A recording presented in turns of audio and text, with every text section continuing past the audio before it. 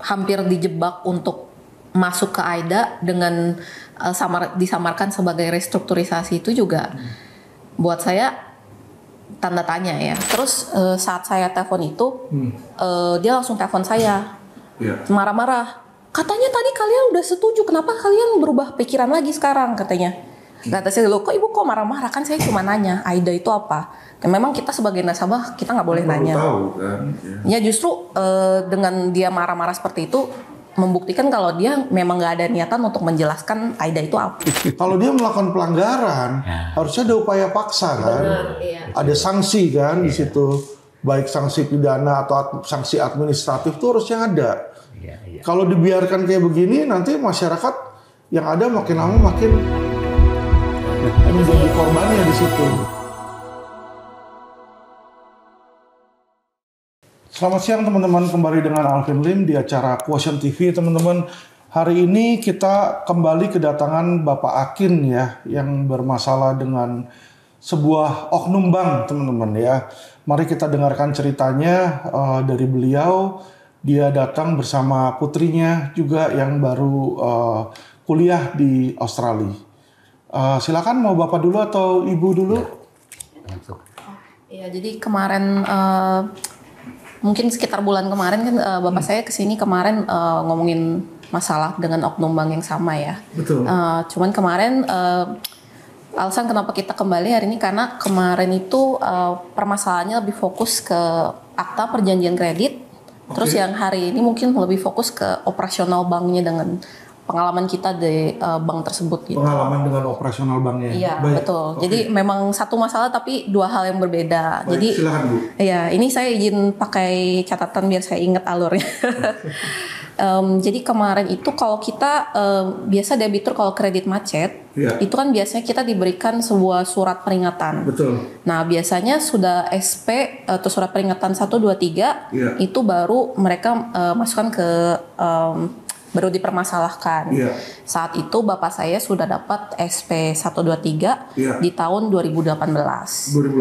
Nah, jadi pas tahun 2018 itu Bapak saya dipanggil ke kantor pusatnya. Saat itu dipanggil ke kantor pusat, Bapak saya langsung tanya, kira-kira berapa sih yang harus saya bayar gitu.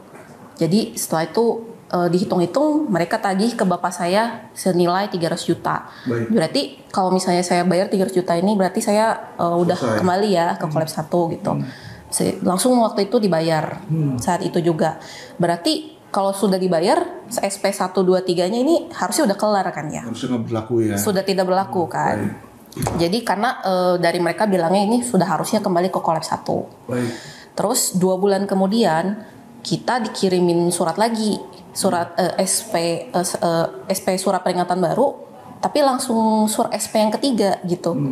Kan kita 2 dan 3. 2 dan 3 dan jangka waktunya itu sekitar sekitar cuman beberapa minggu gitu selanya. 1 minggu. Jadi pas kita terima surat peringatan itu kita kaget kan. Kalau misalnya seperti ini terus ya karena kondisi bisnisnya lagi nggak lancar. Jadi kita pikir lebih baik disarankan juga oleh teman-teman kita untuk udahlah kita langsung ajukan aja restrukturisasi gitu. Jadi buat kita sebagai debitur yang kredit macet wajar kan ya Pak kita minta restruktur gitu. Normal kan. Jadi waktu itu kita datang ke bank, kita upayakan saya mau restruktur aja deh gitu. Kita bawa bisnis proposalnya segala macam. Akhirnya diajak ketemu dengan si wakil direkturnya ya. Kita waktu itu ketemu dengan wakil direkturnya. Ya alasannya ya kita memang kewajiban bank untuk membina nasabahnya lewat restrukturisasi. Jadi waktu itu langsung dibawa ketemu dengan wakil direkturnya di kantornya, di kantor pusat. Nah terus bulan Februari ya? Itu bulan Februari 2020. Kita dibawa ke ruang kantornya, terus rapatnya itu bersama wakil direktur, kepala divisi dan wakil kepala divisinya. Baik. Kita ajukan untuk minta waktu tambahan. Hanya waktu tambahan, bukan kita minta dana, bukan kita mau nawar bunga gitu. Tapi kita ke sana dengan sebuah bisnis proposal. Kalau menurut mereka oke, ini bisnis proposalnya, kalau menurut Bapak oke, saya boleh nggak minta waktu 9 bulan gitu dari waktu jatuh tempo gitu. Terus pas kita ketemu dengan si wakil direkturnya, oh iya katanya bagus gitu. Menurut saya ini bagus. Kalau misalnya Bapak saya juga ngomong kalau misalnya kalian kurang yakin dengan bisnis proposal saya berani tambahin lagi 1 jaminan. Itu karena yang saat ini mereka sudah pegang 2 jaminan. Jadi Bapak saya berani tambah 1 lagi. Jaminan lagi. Ya, karena alasannya apa? Karena dari 2 jaminan ini 1 jaminan aja itu sudah cukup untuk menutup kreditnya. Jadi rencana kita memang daripada kita lepaskan dua-dua asetnya, bisa aja kita jual satu aset ini untuk nutupin seluruh kreditnya gitu. Jadi wakil direkturnya sudah baca nih proposal kita untuk rencananya untuk ngejual yang satu ini dijadikan 14 ruko gitu. Nah, terus kata wakil direkturnya bilang, oh iya ini saya setuju, menurut saya ini bagus gitu. Saya kenapa kok restrukturisasi ini nggak pernah dilaporkan ke saya katanya. Sebenarnya kita udah ajukan kita kan dari Bandung, kita sudah ajukan dengan kepala cabang yang di Bandung, tapi sepertinya nggak pernah disampaikan ke kantor pusat gitu.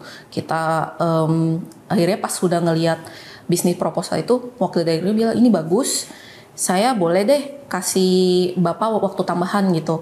Tapi ada syarat ya Pak, saya kalau Bapak mau tambahin jaminan boleh saya kasih waktu 9 bulan dengan syarat kreditnya saya aidakan ya Pak gitu. Nah kita kan datang ke situ kan dengan upaya untuk minta restrukturisasi. Pasti kita mindset kita itu pasti oh ini berarti bapaknya mau bantu kita nih. Kita mau dibantu restrukturisasi. Kita masih belum tahu AIDA itu apa. Gitu. Kita masih belum tahu aset yang diagunkan. Nah itu jadi saya berikan waktu tambahan 9 bulan dengan catatan harus ada jaminan tambahan. Lalu kredit Bapak saya aidakan dulu ya, baru saya kasih 9 bulan gitu. Bapak kita waktu itu secara lisan, oh ya udah gitu. Ada Bapak saya, wakil kepala divisi dan wakil direktur dari bank tersebut. Nah jadi akhirnya kenapa ujung-ujungnya kita nggak lanjutkan dengan AIDA itu? Karena setelah meeting itu kita balik ke rumah. Saya langsung tanya teman-teman saya langsung, iya apa itu AIDA? Malah saya seneng karena saya pikir, oh ini kreditnya udah kelar nih mau dibantu nih gitu. Saya bilang ke teman-teman saya gimana? Terus mereka bilang, loh kok lu malah seneng sih diaidakan gitu? Coba lu cari deh di Google AIDA itu apa katanya. Ternyata AIDA itu artinya agunan yang dialihkan gitu kan. Secara sukarela lah. Akhirnya saya waktu itu langsung WA kepala divisinya. Kita kan masih komunikasi lewat WA waktu itu. Saya tanya, Ibu, ini AIDA itu sebenarnya apa sih gitu. Walaupun saya udah lihat di Google, tapi saya mau memastikan lagi. Iya. Terus saat saya telepon itu, dia langsung telepon saya, marah-marah. Katanya tadi kalian udah setuju, kenapa kalian berubah pikiran lagi sekarang katanya. Kata saya, loh kok Ibu kok marah-marah, kan saya cuma nanya AIDA itu apa. Dan memang kita sebagai nasabah kita nggak boleh nanya. Tahu kan? Ya justru dengan dia marah-marah seperti itu membuktikan kalau dia memang nggak ada niatan untuk menjelaskan AIDA itu apa. Itu buat saya itu agak aneh. Jadi setelah itu saya sampaikan ke bapak saya, kayaknya jangan tanda tangan deh, agak aneh. Karena waktu dijelaskan kita harus tanda tangan akta pengosongan lah, akta jual beli lah, kan mereka. Terus saya tanya, kalau misalnya ini sudah sama saja dengan saya memberikan aset saya ke kalian, buat apa saya minta waktu 9 bulan lagi? Oh itu nanti bawa tangan aja katanya. Buat saya agak aneh gitu seperti itu. Kalau misalnya memang seperti itu, kenapa dari awal tidak dijelaskan aja, gitu kan? Jadi karena kita nggak bisa restrukturisasi, akhirnya kita cari upaya lain lah untuk either kita jual aset kayak untuk lunasin, atau mungkin kita cari bank lain untuk di handover aja gitu. Karena kita ngelihat seperti ini kayaknya udah bahaya, seperti itu. Jadi kita akhirnya minta aja ke mereka, ya udah tagihannya itu tolong dikirimkan aja deh ke kita, tolong kita mau bayar aja gitu. Tapi buat saya agak aneh karena untuk meminta tagihan aja itu susah sekali. Saya apalagi waktu itu kan memasuki masa-masa COVID. Jadi mereka memakai alasan itu untuk tidak mengirimkan kita laporan, tidak mengirimkan tagihannya, sangat susah untuk dihubungi. Sampai waktu itu berbulan-bulan dengan alasan COVID kita masih tidak terima surat tagihan, walaupun kita sudah ke kantor, sudah WA, sudah kirim surat, ya kan? Jadi selama masa COVID itu mereka sudah menolak kita lah, dan kita sama sekali tidak menerima surat tagihan sampai tanggal Oktober, sekitar tanggal 6 Oktober. Jadi tanggal 6 Oktober tahu-tahu mereka kirim surat tagihan ke kita lewat email. Tapi surat buat saya, kita kan kalau biasanya kita terima surat laporan tagihan itu bisa kan terinci ya Pak, karena mereka kan pakai sistem. Tapi mereka hanya ngirim kita satu tabel yang bentuknya kayak seperti ini, lewat email. Seperti ini ya. Iya. Nah, lalu karena selama berbulan-bulan mereka tidak merespon dengan tidak komunikasi dengan kami, itu kan kita jadi bingung kita mau bayarnya gimana.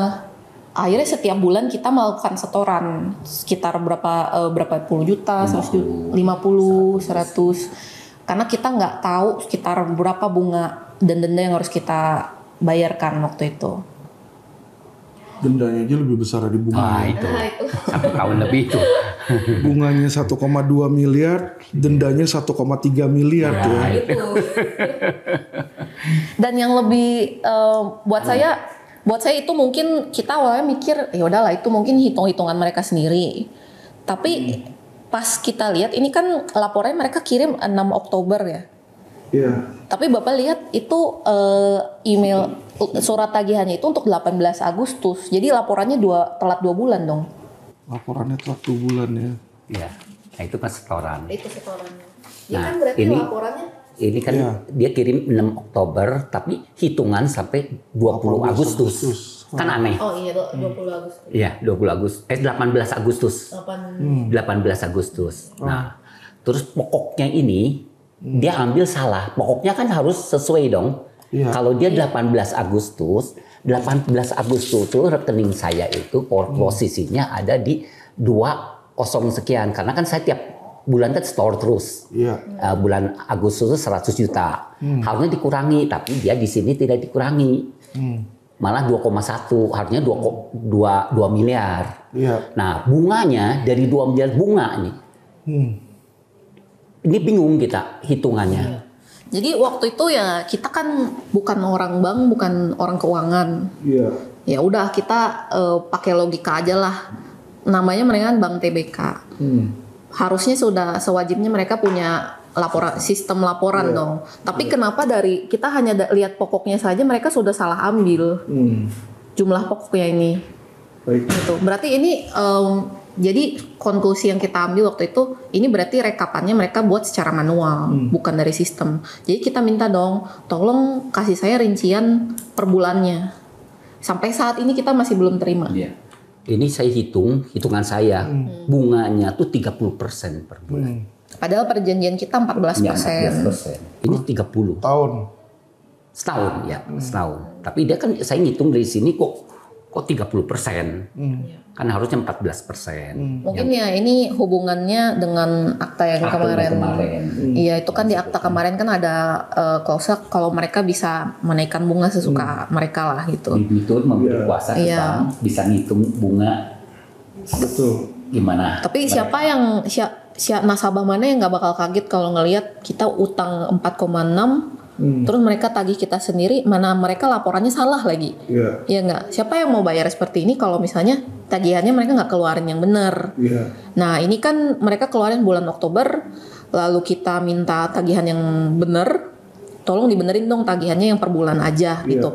Tahun-tahun kemarin kan mereka seperti itu, biasa tagihannya kita bayar. Tapi pas tahun ini kok mereka nggak mau. Tahu-tahu 2 bulan kemudian kita udah dikasih surat cesi. Padahal yang ini masih belum selesai gitu. Harusnya diperbaiki dulu ya. Iya. Oke, lalu gimana lanjutannya? Jadi dari laporan dari berdasarkan laporan ini ya kita mengkonklusikan kalau mereka nagih kita itu secara manual, bukan dari sistem banknya sendiri kan. Ya buat saya tidak layak. Kalau misalnya kalian bikin laporan ya coba kalau memang jumlahnya segini coba tunjukin saya tagihan per bulannya gitu. Tahu-tahu mereka tidak ada komunikasi, nggak ada update soal tagihannya. 2 bulan kemudian di tanggal 28 Desember kita udah terima surat cesi dan bank bilang kita udah angkat tangan karena itu sudah bukan kredit kita, itu sudah dicesikan. Itu. Nah, jadi yang memang kita kan kurang paham cesi itu apa. Jadi intinya karena kalau ini pengetahuan saya saat saya udah konsultasi dengan teman-teman, mereka bilang karena kita tidak tanda tangan AIDA, akhirnya mereka cesikan. Tapi ya dua-duanya sama, permainan oknum bank, bukan hanya di bank ini juga.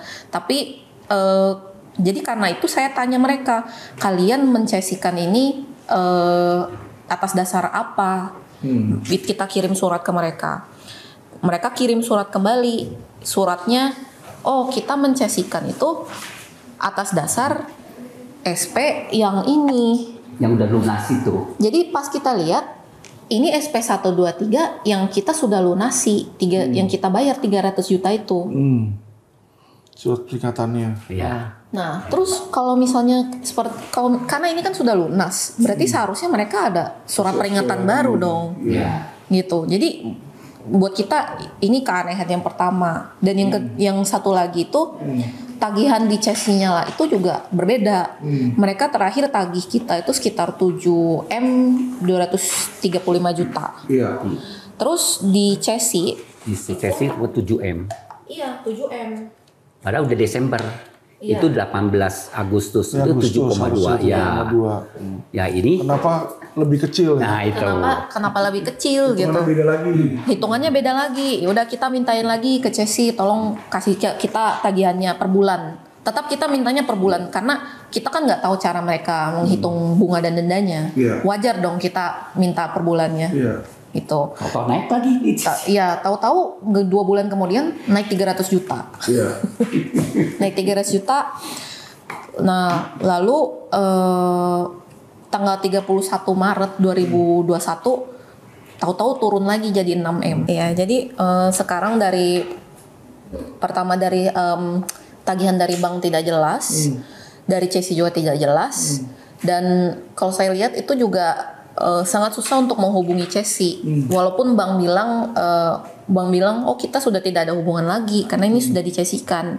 Tapi untuk menghubungi cesi itu kita pun harus lewat orang bank. Ketemunya pun di kantor bank. Jadi sangat gampang untuk mereka mengoper-oper kita di sini.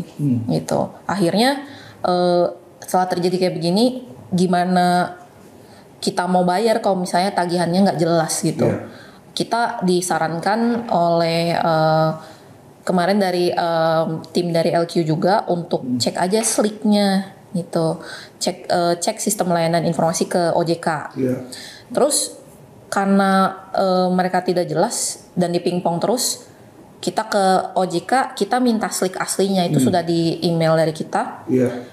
Dan di situ ditunjukkan kalau di sini kan kita hutangnya ada 2M 2,2M 174 juta dan 2,5 berarti sekitar 4,6.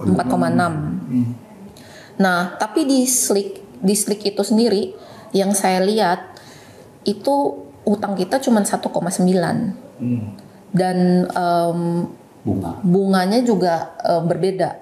Kita nggak tahu bunga di tahun 2019 ini kan di sini sekitar kurang lebih 30%, tapi di situ tulisannya 13%. Lalu melihat laporan-laporan sebelumnya juga, kita kan awal kredit itu 2,5 dan 2,5, berarti total itu 5M.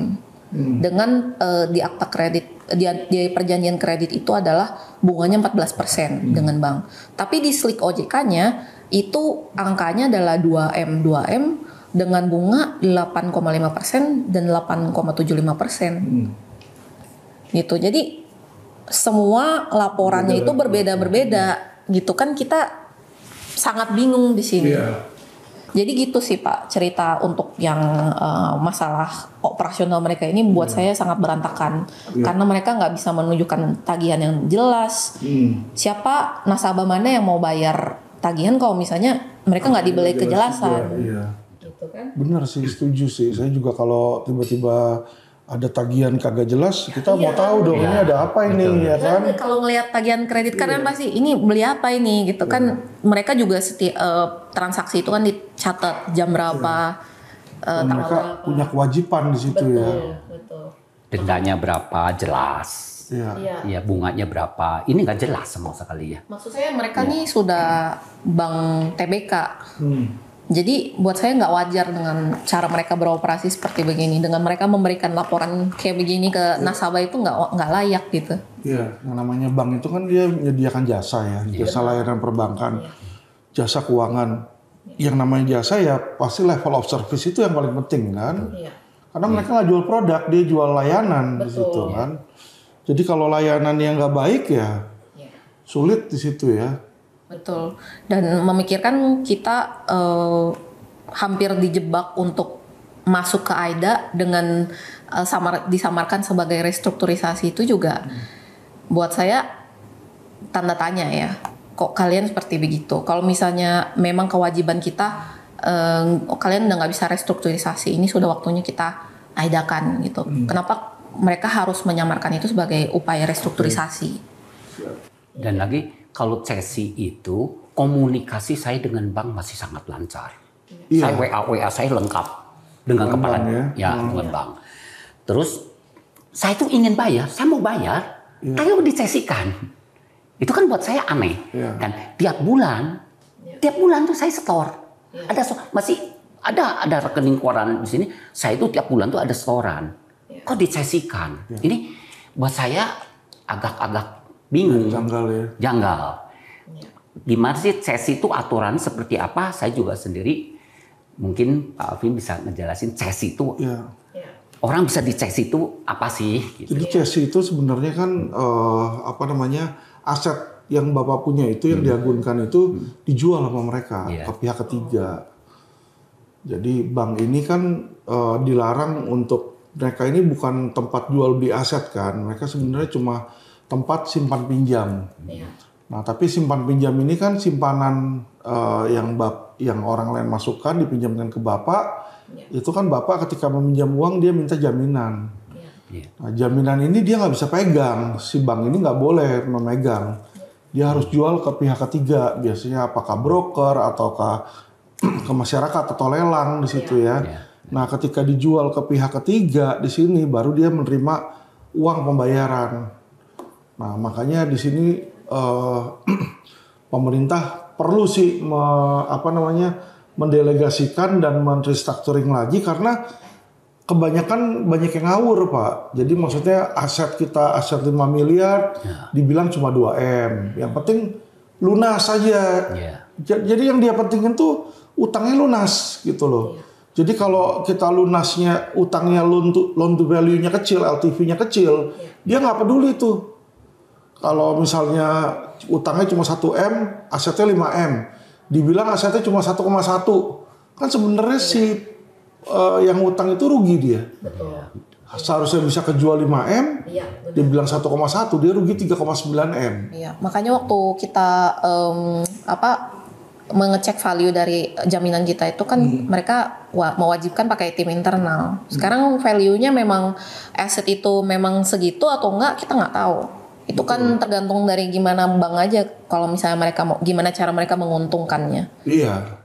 Nah, itulah kebanyakan yang teriak sama saya itu mereka rugi karena ketika diambil asetnya bahkan ketika mereka mau bayar nggak dikasih. Nah, iya. Itu karena sudah ada yang ngambil dia tertarik nih, dia bilang mau bayar di situ kan. Iya, benar Pak.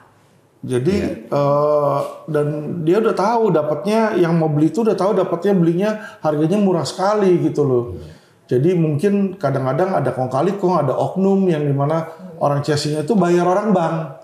Itu banyak saya sering ditawarin, Pak Alvin mau beli barang murah nggak, barang cesi nggak gitu. Jadi dari mana saya ada kenalan orang bank? Nah, ada kenalan orang bank.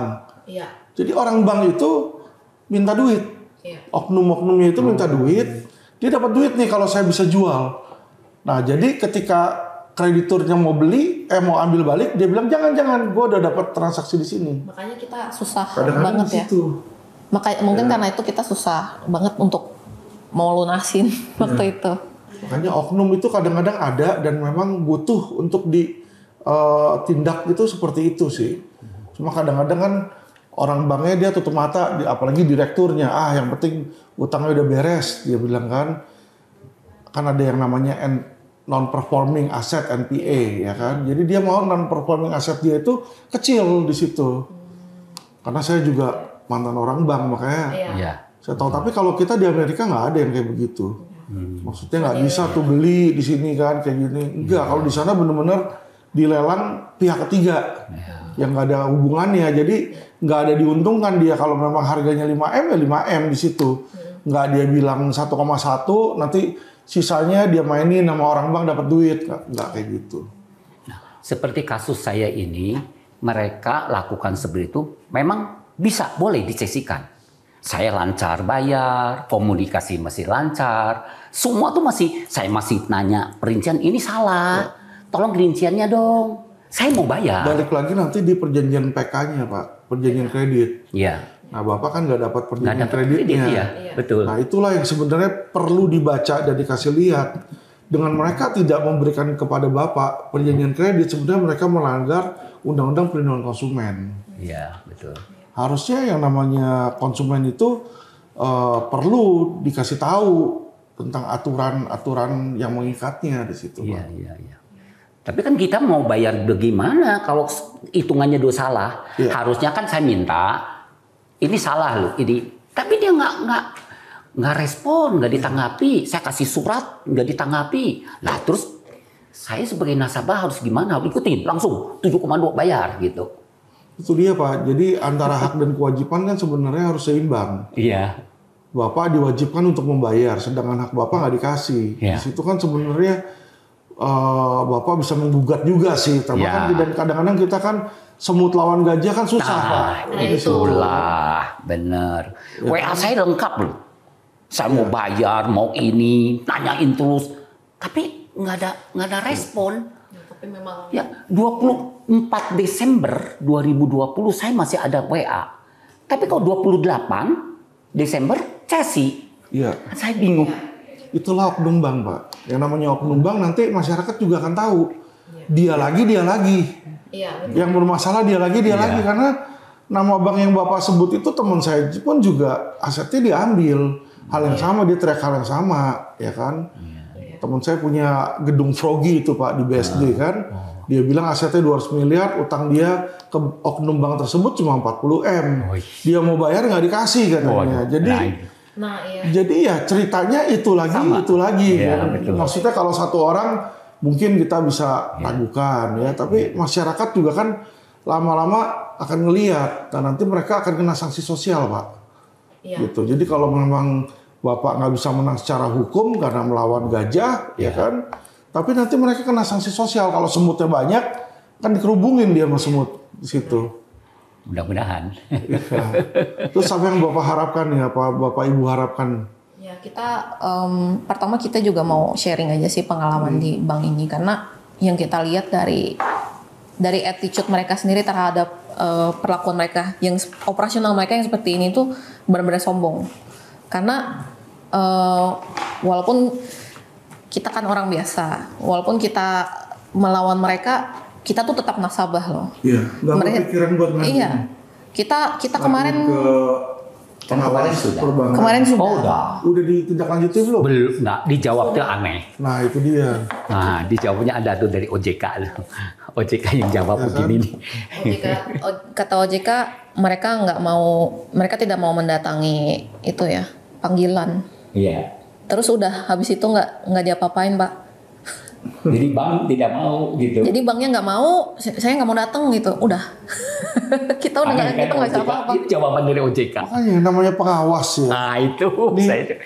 Kalau masyarakat mengadu, terus dijawab pengaduannya dengan ini kami informasikan bahwa saat ini kami belum dapat jawaban kesediaan mediasi dari PUJK ya. PUJK tuh penyedia usaha jasa keuangan. Jadi banknya itu nggak bersedia mediasi. Berdasarkan hal tersebut, pengaduan belum dapat tindak lanjut. Jadi kalau misalnya mereka salah, mereka nggak mau datang, udah selesai. Udah. Gitu. Padahal kan OJK harusnya melindungi konsumennya, ya kan? Nah, yang harusnya ada ini di sini upaya paksanya apa dong? Kalau dia melakukan pelanggaran, harusnya ada upaya paksa kan? Iya. Ada sanksi kan di situ, baik sanksi pidana atau sanksi administratif itu harusnya ada.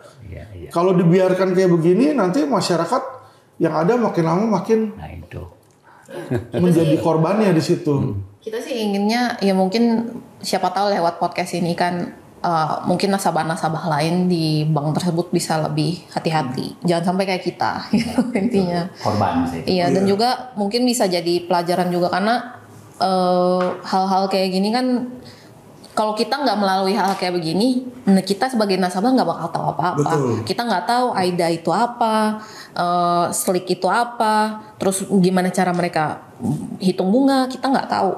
Dan kewajiban kita mau seperti bagaimana, kita nggak tahu gitu loh. Setahu saya kalau bank lain, terutama pemerintah ya, saya sekarang minta, 1 jam dia keluar, utang anak sekian, langsung. Kita mau bayar atau gimana? Termasuk BCA juga seperti itu. Iya. Tapi kok ini sampai berbulan-bulan dan lagi jelas ini udah jelas salah gitu. Dia nggak mau perbaiki. Pokoknya ada bayarnya segini, ditunggu. Kan harusnya perbaiki dulu. Saya kan nggak jelas. Siapapun lihat begini kan bank kayak jadi bertindak sendiri gitu, sepihak gitu. Betul. Nah, terus ada satu yang saya bingung. Boleh nggak saya dapat kredit 5M. 4M mereka cairkan, didepositokan, terus masukin lagi. Terus utang saya 5M jadi 9M itu boleh nggak? Utangnya Kan saya dapat kredit 5M. 9M. Ya, 4M sama mereka berusaha jadikan deposito. Deposito saya. Terus yang deposito tuh dikreditin lagi. Jadi utang saya itu dari 5M jadi 9M. Jadi kalau simpel aja sih, bapak saya kan ada kredit nih 5M. Tapi dia ada setoran deposito 4M. Nah, dari setoran deposito ini mereka dikreditin lagi, terus dijadiin deposito lagi gitu. Jadi yang tadinya 5M kita jadi kreditnya 9M, berarti kita selama beberapa tahun itu beberapa bulan itu kita bayar bunga berapa untuk 9M bukan untuk 5M. Dan itu tanpa sepengetahuan kita sih kalau waktu mungkin itu. saya ceroboh juga lah.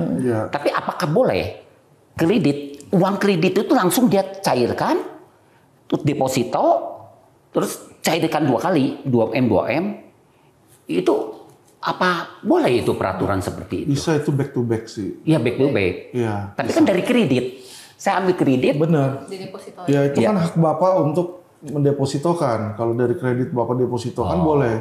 Makanya kalau Bapak buka rekening pembukaan deposito ya jadi terbuka deposito.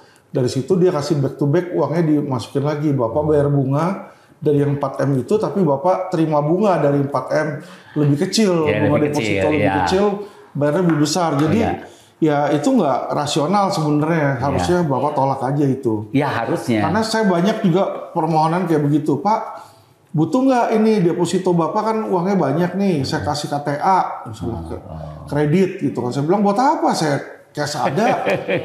Kan gitu kadang nanti cashnya Bapak depositoin lagi. Ngapain gue ngutang sama lu lebih gede terus saya depositoin, saya bilang. Saya tolak langsung di situ. Jadi memang kadang ini kucuran dana yang kredit. Yang 5M langsung dia potong 2M. Tapi saya juga waktu saat itu kan percaya aja ke bank gitu kan. Mungkin. Tapi kan kalau Bapak mau nolak sebenarnya saat itu bisa. Dia kan nggak boleh membuka akun atau memberikan layanan dengan paksaan. Harusnya dia beritahu saya di situ. Mereka nggak beritahu saya.